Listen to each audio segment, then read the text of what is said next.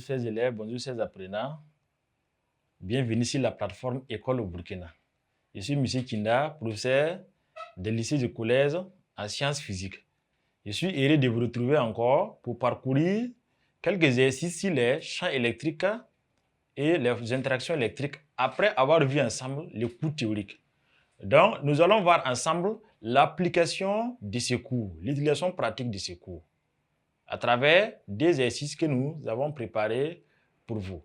En résumé, nous avons vu dans les champs électriques les relations, les représentations des forces électriques qui peuvent être attractives ou répulsives. Dans tous les cas, les deux forces ont même direction, sens contraire, et ont la même intensité qui est définie par K, une constante K fois Q, la charge QA fois la charge QB, c'est la distance R au carré qui sépare les deux particules. On a vu également que le champ électrique est défini par rapport à la force électrique et que les deux ont même direction, sens contraire si la charge est négative et de même sens si la charge Q est positive. Et l'intensité c'est E égale à F divisé par la valeur absolue de la charge Q. Et on a vu qu'on peut aller produire des champs électriques qui sont uniformes dans des condensateurs. Et dans des condensateurs plans en particulier, ce champ E-là est dirigé, est perpendiculaire, on dit encore normal, aux plaques A et B. Et l'une des plaques est chargée positivement, l'autre est chargée négativement. Et l'essence, c'est de la plaque chargée positivement vers la plaque chargée négativement. Et l'intensité, ça fait Q sur epsilon 0 fois S. S étant la surface des plaques. Pour ces mêmes condensateurs, au lieu de charger une plaque positivement, l'autre négativement, si nous soumettons les plaques métalliques, bien sûr conductrices, là, à une tension U, alors le champ a toujours pour direction la normale des plaques ou perpendiculaire aux plaques, sens de la plaque la plus chargée vers la moins chargée, et l'intensité est définie par E égale à U sur D. Nous allons essayer d'appliquer tout ça à travers des exercices que nous avons préparés pour vous. Et nous commençons avec le premier. Exercice 1. Des charges électriques QA égale à 1 microcoulomb et QB égale à 8 microcoulombs sont placés en deux points A et B distants de 20 cm. Petit 1. Représentez sur un schéma les forces électriques F de A sur B et F de B sur A et calculez sa valeur, puisque ces deux forces ont la même valeur. Question numéro 2. Représentez sur un autre schéma les champs électriques EA et EB en un point M, milieu du segment AB. Question numéro 3. Quelle est la valeur du champ électrique résultant à M? M est le milieu du segment AB. Donc, nous allons essayer de répondre à ces questions ensemble en se basant sur le contenu de cours que nous avons vu ensemble. Exercice 1. Donc, on dit qu'on a une charge QA qui vaut 1 microcoulomb. Donc, les charges électriques s'expriment en coulomb, en rappel. Et à un autre point, on a une charge QB qui vaut 8 microcoulombs. On va constater que toutes les deux charges sont positives.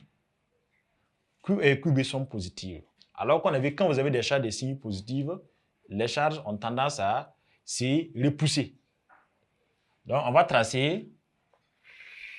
Donc, voici entre les deux points A et B, la distance qui les sépare, qu'on va appeler la distance, ici on a appelé ça D. La première question, c'est de représenter les forces F de A sur B et F de B sur A. Donc, petit 1, représentation des forces.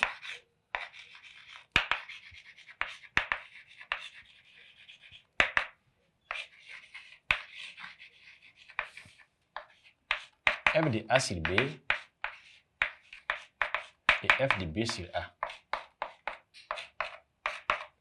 Donc, on va reprendre. Donc, on a un point A où il y a la charge QA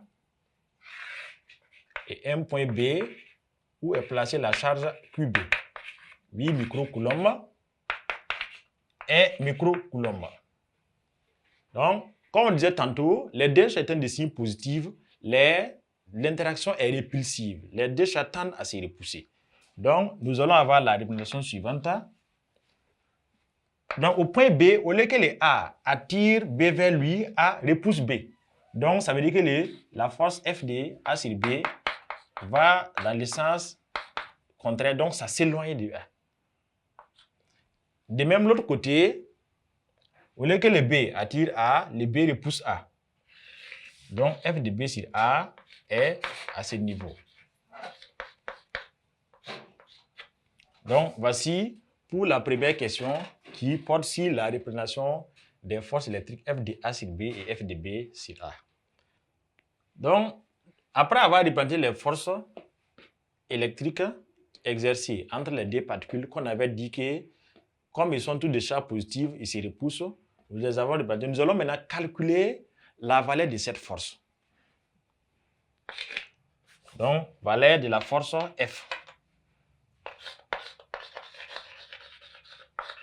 Donc, on rappelle les deux forces sont égales. Donc, F de A sur B égale à F de B sur A. D'après les principes des actions réciproques. Donc, la formule que nous avons vue ensemble pour le calcul de cette force, ça consiste à prendre la constante K qui fait 9 puissance 9 multiplié par la valeur absolue de la charge QA fois la valeur absolue de la charge QB, le tout divisé par la distance qui les sépare au carré. Comme la distance ici là, est notée D dans l'énoncé, donc nous allons l'appeler D à lieu de place de R. Donc, on va passer à l'application numérique. F égale à, K ça fait 9, expo 9, multiplié par, alors les microcoulombs, micro veut dire 10 puissance moins 6 unités. Donc, c'est 10 puissance moins 6 fois l'unité. Les millions, on sait que c'est 10 puissance moins 3. Les nanos, c'est 10 puissance moins 9 l'unité. Donc, ici, nous avons des micros. Donc, ça fait 1, QA, ça fait 1, 10 puissance moins 6 coulombs. Multiplié par QB, ça fait 8, 10 puissance moins 6 coulombs.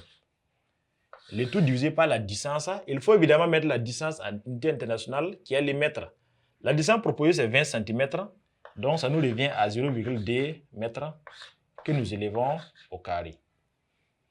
Donc, les calculs de la force F vont nous donner. Alors, en posant cette opération, le calcul nous fournit 1,8 newton. Donc, voici la force que chacune des particules exerce sur l'autre s'ils sont distants de cette distance-là, à la distance de 20 cm et avec les charges qui nous sont proposées. Nous allons maintenant passer à la question numéro 2. Question 2. On a demandé là-bas, représenter sur un autre schéma les champs électriques EA et EB en un point M, milieu du segment AB. Donc, nous reprenons représentation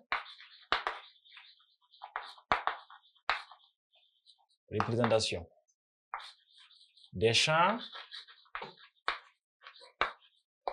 EA et EB. Alors, ici, pour donner la représentation, il est important de rappeler le principe de ligne de champ électrique. Pour un champ créé par une particule de charge positive, on dit que le champ est radial et centrifuge. Donc, le champ fuit le centre. La particule qui a créé la charge, au lieu que le vecteur champ soit dirigé vers cette particule, c'est dirigé vers l'autre sens, le sens contraire. Et quand le Q est négatif, c'est là que nous avons que c'est radial et centripète. Centripète, ça veut dire que ça vient vers le Q qui a créé le champ électrique. Donc, nous allons reprendre le schéma.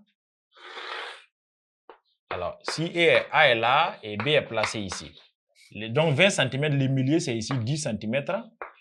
Donc, quel est le champ créé par A en M et créé par B en M? Donc, on rappelle que les champs QA est positive, puis ça fait 1 coulomb qui est une valeur positive. QB aussi, ça fait 8 coulombs qui est une valeur positive. De ce que nous venons de dire récemment, les lignes de champ, c'est radial et centrifuge. Comme Q est positif, les champs créés au point M, au lieu que ça revienne vers A, ça part dans l'autre sens. Donc, nous aurons EA qui est ici. Les champs créés par B au point M, au lieu que ce champ-là vienne vers le point B, ce champ-là, part en sens contraire. Donc, EB sera positionné ici. Voici le champ créé en B au point M. Donc, voici les représentations des champs électriques créés par les champs QA et QB au point M milieu. Donc, M doit être positionné au milieu entre A et B. Après cette question, nous passons à la question 3. Quelle est la valeur du champ électrique résultant à M?